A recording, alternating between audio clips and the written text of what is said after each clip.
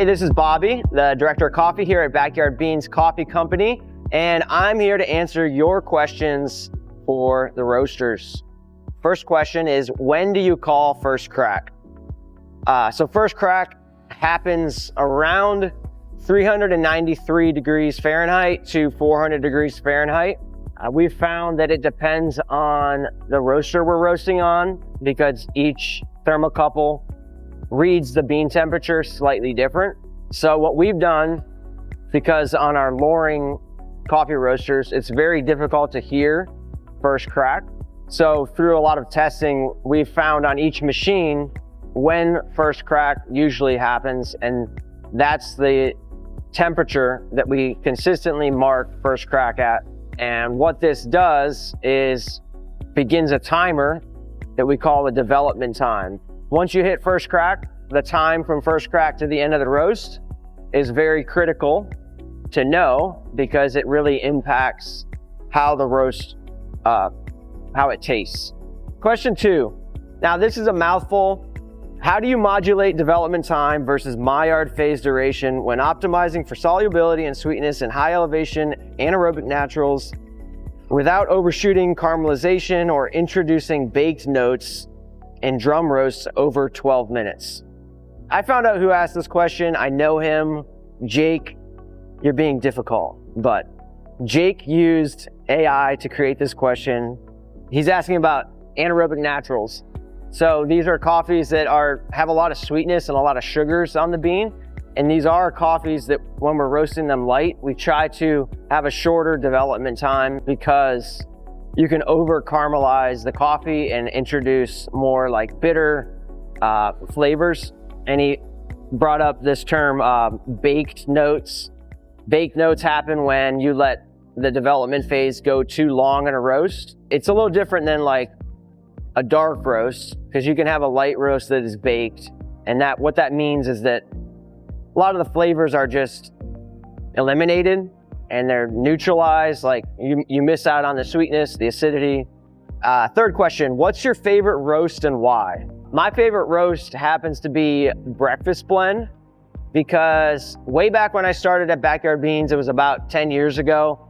That was the first coffee I had tasted from Backyard Beans. At the time, I was tasting lots of different coffees from lots of different roasters, and the breakfast blend next to all of these other coffees was not very interesting. It wasn't very good, but once I started roasting and started sourcing all of our green coffee, we put an emphasis on making that coffee taste sweeter and cleaner and get rid of any of like baked flavors to create a really nice cup of coffee that you can depend on every day. And so I hear from a lot of friends that that's their favorite coffee, and it's one that I'm proud of.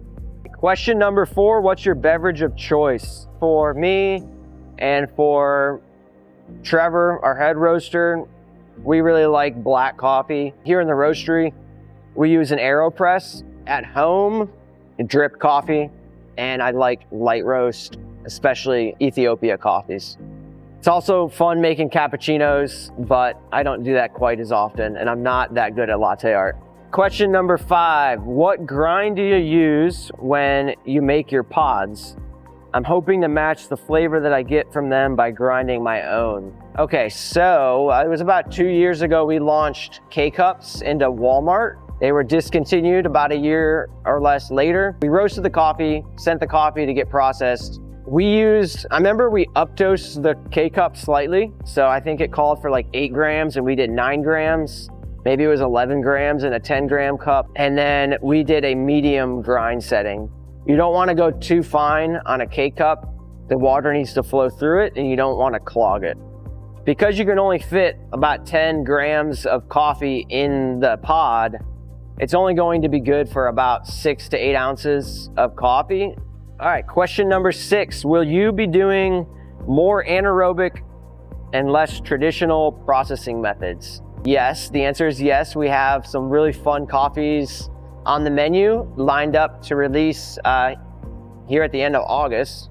So by the time you're watching this, we probably have some of these coffees out already. Some more less traditional coffees would be like anaerobic naturals, co-ferment, or infused coffees. So we refer to them as co-ferments. These are coffees that have fruit added to the fermentation before the coffee's dried at the origin where it's produced. And then that imparts, obviously, fruity, very unique, wild flavors into the coffee. Question number 7, what does washed versus natural mean? So I wrote a blog about this topic. If you want to read it, feel free to reference that. Washed coffees, natural coffees, it's referring to how the coffee is fermented and dried after it's picked. A natural coffee is picked off the trees. All of those cherries are laid out to dry in the sun, generally. Once it's dried, those cherries are then stored, and before they're shipped out of the country, they are processed. So the processing removes all of the fruit layers from the green bean that's inside. Now, a washed coffee, the skin of the fruit is removed from the cherry, and then the coffee is fermented for about a day, but it also serves to loosen the fruit, the little bit of fruit that's around the coffee beans. So then once the fermentation's done, water is used to wash the remaining, what's called mucilage from around the coffee bean. And then the coffee is laid out to dry, and there's only one layer around the bean, which is called the parchment. So washed coffee, it's fermented without the skin, and then it's washed and dried with just parchment layer. Whereas naturals ferment inside of the coffee cherry and then dry as well inside the coffee cherry. Question number 8, do I just try coffees like I try wine to figure out what I like? LOL. The best way to figure out what kind of coffees you like is to taste them side by side. The best way to do that is to cup them side by side. Doing that at home is a little difficult, but it is possible. We have another video about how to do that. And what cupping does is it allows you to really take in the aromas and the flavors. And when you taste coffee side by side, you're really going to pick up better the nuances and what suits your likes. Question number 9, love your coffee. How many llamas are used in each bag? Okay, well, thank you that you like our coffee. We appreciate that. So the llama, in case you didn't know, is the initials of the founders and owners of Backyard Beans, Laura and Matt Adams. So it takes them and it takes the rest of us all to create a bag of coffee, as well as all the coffee farmers, importers, exporters, quite a few people. Question number 10. Can you publish a grind chart for burger grinders? I always worry I get my numbers wrong. I feel like I need a little bit more context in order to help you. So if you have questions, send pictures of your grind setting, email us at hello@backyardbeans.com, and we can help you along with troubleshooting your brewing and grind settings. Generally speaking, a coarse grind setting is going to look kind of like coarse salt, and a fine grind setting is going to look like table salt. Whereas like an espresso grind, which is even finer, is going to be powdery. So medium grind setting is going to be somewhere in between. Question number 11. Will you be able to supply half-calf coffee in your stores soon instead of online only? Okay, so we heard this question. We got this from a few people. So we did just start sending Equilibrium to both of our cafes. So if you do not see it there and you're looking to buy it, please ask your barista there, and they can either find it for you or make sure that we get more in stock so that you can buy it. All right, question number 12.